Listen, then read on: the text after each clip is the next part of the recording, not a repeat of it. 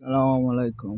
এই সকালে নাস্তা খামো ভাই, জাবাদি, খেজুর, গাহওয়া, চাই। গাহওয়া যায় খামো দোকানে যায়। ঠিক আছে, কালকে খেজুর কিনে লই এলাম। ঠিক আছে, দাম মাত্র 40 টাকা নিছে। এই যে কামপুর 40 রিয়াল। হ্যাঁ বাচ্চা লই। বিসমিল্লাহ।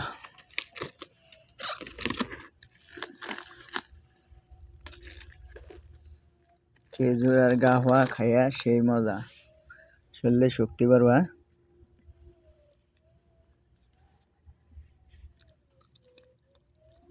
বিসমিল্লাহ।